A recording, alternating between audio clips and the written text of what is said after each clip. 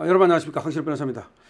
주진우 의원이 이화영의 사면 주장에 대해서 충격적인 발언을 내놨습니다. 이화영이가 사면해달라고 말이죠. 당당하게 얘기하고 있죠. 이거를 주진우 의원이 이제 얘기를 한 건데요. 이재명 대신 감옥 갔다는 당당합니다. 그러니까 이화영이가 어떻게 정부가 서자마자, 그리고 자기가 7년 8개월이면 지금 1년도 안 살았잖아요. 그런데도 불구하고 저렇게 당당하게 사면을 주장할 수 있느냐. 그거는 자기가 대신 감옥 갔다는 당당합니다. 불법 대금 송금 의혹으로 대법원에서 징역이 확정돼서 구속수감 중인 이화영 전 부지사가 자신의 SNS에 사면 서명운동 링크를 공유한 것을 두고 국민의힘 주진우 의원이 이재명 대통령을 향한 협박처럼 보인다. 이재명 대통령을 향한 협박처럼 보인다라고 분석했습니다. 주진우 의원은 자신의 페이스북에다가 이화영 부지사는 징역 7년 8개월이 확정되어서 수감 중이다. 판결문 잉크도 마르지 않았다. 사면 서면 링크를 SNS에 공유한 것은 이재명 도지사 몰래 사고 친 부지사의 모습이 아니다. 이재명 대통령을 대신하여 감옥 가서 대속하고 있다는 당당함이다. 협박처럼 보인다. 그렇죠.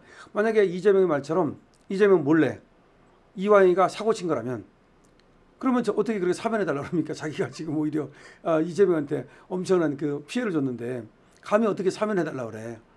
그런데 자기가 당당하니까, 당당하다는 건 뭐야? 내가 당신 대신에 감옥 갔다. 내가 당신 대신에 감옥살이 하고 있다.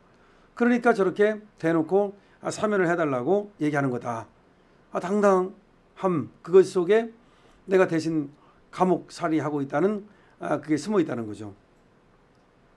주진우 의원은 사면하면 정권의 도덕성은 한 방에 훅 가고 이 대통령 스스로 범죄 자수서를 제출하는 것이 된다. 사면해주자니 점수 다 까먹을 것 같고 안 해주자니 슬슬 불 것 같고 딜레마에 빠졌다. 이건 뭐 저도 얘기했던 내용 아닙니까? 지금 사면을 해주자고 하니 이거 점수 엄청 까먹고 그야말로 당신도 공범이다. 공범이 지금 공범을 사면해 주는 거냐 이런 소리 들을 것 같고 안 해주면은 이화영이가 또 가만히 안 있을 것 같고 이화영이는 가만히 있는 캐릭터가 아니다고 제가 말씀드렸죠. 이화영이는 가만히 있는 캐릭터가 아닙니다. 그러니까 정진상 같은 경우는 아마 좀 이렇게 처분을 바라고 가만히 있는 캐릭터 같아요. 그런데 이화영은 그런 캐릭터가 아니죠. 이화영 본인도 정치인이었고 이화영 본인도 경기도 부지사까지 한 사람이고 이화영 본인이 또 이해찬의 측근이었고 뭐 그런 여러 가지 고려한다면 가만히 있지 않을 것이다. 근데 이 시기가 아주 정말 이례적이에요. 제가 봐도 이 주진우 의원의 말에 동의하는 것이 아니 지금 얼마나 됐다고 판결문에 잉크도 마르지 않았고 그 다음에 이재명이가 지금 대통령 지금 됐다라고 하는 확인증 말이죠. 중앙선관위로부터 이거 받은 지 얼마 안 됐어요. 지금 잉크도 안 말랐어. 자기 판결문 받은 것도 얼마 안 됐고 이재명이가 대통령 된 것도 얼마 안 됐는데 이 시점에 그냥 청구서를 들이민다? 이거는 보통 당당함이 아니다. 당당함이 아니라 이건 뭐 완전히 내가 너한테 그럴 말 하다라고 하는 그런 어떤 협박성이죠. 이건 뭐 당당함을 넘어서 마땅하다고 하는 뭐 그런 안 해주면 가만히 있지 않겠다고 하는 그런 생각이라고 봐야 됩니다. 그러면 이제 이재명이 어떻게 할 것인가? 여기에 대해서 제가 지난번에도 한번 말씀을 드렸습니다만 이재명이 어떻게 달랠 것인가. 근데 달래는 게 쉽지 않을 것 같단 말이지. 왜냐하면 이게 뭐 1, 2년이야 말이지. 7년 8개월을 지금 받아놨는데 확정 판결입니다. 이거를 지금 가석방을 해줄 수도 없고 그 다음에 또 사면을 해줄 수도 없고 그러면 좀 견뎌라. 이렇게 얘기했을 때 이렇게 마음이 벌써부터 콩밭에 가 있는 이화영이가 이걸 견디겠는가. 또 그걸 견디려면 뭔가 다른 반대급부가 있어야 되잖아요. 반대급부. 그러면 예를 들어서 내가 뭐 3년 정도까지 견디겠다. 그럼 3년 후에 나를 갖다가 사면을 해달라. 그리고 3년 후에 나를 갖다가 복권해가지고서 뭐 장관을 시켜달라. 뭐 그런 어떤 그 딜이 있어야 되는데 딜이 가능하지 않잖아요. 제가 볼 때 이재명의 가장 큰 딜레마는 이화영과의 딜이 가능하지 않다는 거. 뭘 갖고 딜을 할 거야? 없어. 그래 사면해가지고 복권시켜가지고 풀어주는 거 외에는 뭘 갖고 딜을 하느냐는 거지. 너 그 살고 나오면 내가 먹고 살게 해주겠다. 너 살고 나오면 한몫 챙겨주겠다? 그건 아닐 것 같아요. 그거는 다른 사람한테는 통할지 몰라도 이화영한테 안 통할 것 같아. 이화영은 결국은 자기 사면이 전부 오로지 목표야. 나가는 게 목표야. 그 다음에 복권까지 해가지고서 어쩌면 좀 더 많은 걸 요구할지도 몰라. 사면 복권 다음에 자기한테 자리 주는 거. 공기업 같은 데 가서 뭐 공기업 사장이라든가 뭐 그런 거 하고 싶을 수도 있고, 아니면 내년에 지자체장 선거 있지 않습니까? 내년에 서울시장 공천해달라. 예를 들어서 뭐 모르는 거죠. 내년에 경기지사 나 공천해달라. 이런 거를 꿈꿀 수도 있어요. 그러니까 이화영이는 단순하게 나 꺼내만 주십시오. 나 그럼 조용히 살겠습니다. 그거 아닌 것 같아. 그런 캐릭터가 아니야. 나 꺼내주고 나를 복권해달라. 내가 좋은 것만 못한 게 뭐가 있냐. 내가 또 지금 송영길만 못한 게 뭐가 있냐. 지금 뭐 조국과 송영길 사면 얘기가 나오는데 왜 내 얘기는 안 나오느냐. 이거거든. 그래가지고 지금 한 시민단체에서 조국과 송영길 같은 애들 뭐 사면 서명운동을 하는데 이걸 링크를 공유하면서 거기다가 나도 같이 껴달라. 이런 말이거든요. 그런데 이렇게 말할 수 있다는 것은 내가 대신 감옥 갔다. 내가 당신 대신 감옥 갔다. 라고 하는 당당함이 아니라면 그렇게 할 수가 없다라고 하는 것이 주진우 의원의 얘기입니다. 그러니까 주진우 의원은 그러니까 이 이화영의 얘기를 하면서 결국은 이재명도 죄를 지은 것이고 이재명도 감옥 가야 된다라는 얘기를 하는 거죠.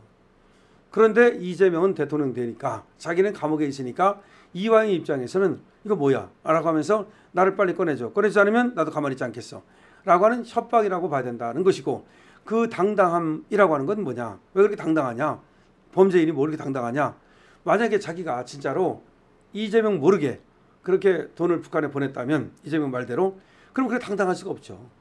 근데 이화영이가 그렇게 당당하다는 것은 이재명 대신에 내가 감옥에 갔기 때문에 내가 대속하고 있다. 당신 대신에 속죄하고 있다. 이걸 대속이라고 그러죠. 그러니까 당신도 그걸 알아달라. 그래서 나를 갖다 사면해달라. 라고 하는 얘기다는 거죠. 앞으로 지켜봐야 되겠습니다. 지금 이재명 정권이 급속히 붕괴 조짐을 보이고 있습니다. 왜 그러냐면 지금 남맥상이 그대로 드러나고 있고요. 그 다음에 지금 범죄자들과의 공범관계에 있는 사람들, 얘들이 지금 들썩거리고 있습니다.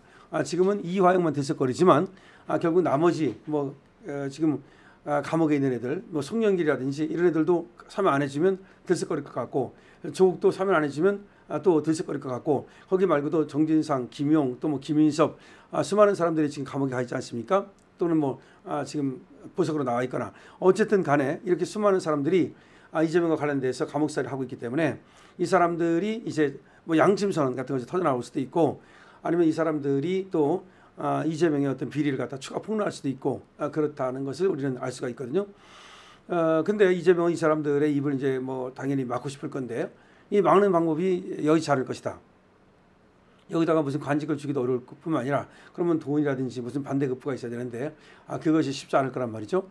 그렇게 되면 서로 사이가 계속 벌어지면서 뭔가 튀어나올 가능성이 있다는 얘기입니다. 대신 이렇게 사이가 벌어지면 이 사람들이 또 신변에 어떤 위협을 느낄 가능성도 있기 때문에 이 사람들은 계속해서 아마 목소리를 낼 겁니다. 그 목소리를 내는 것이 이재명에 대한 공격일 수도 있지만 자기 방탄일 수도 있습니다. 그러니까 내가 지금 이렇게 지금 상황에 있으니까 이재명으로부터 혹시라도 있을 수 있는 과거에 이제 그런 것이 있다고 의심받는 거 아닙니까? 그런 것들을 방지하기 위해서도 계속해서 목소리를 낼 수가 있습니다. 그러니까 이화영이가 목소리를 내는 거는 이 사람은 이제 분명히 나가고 싶어서 이제 그러는 거지만 아마 이제 협박성 하나의 카드를 갖고 있을 것으로 보입니다.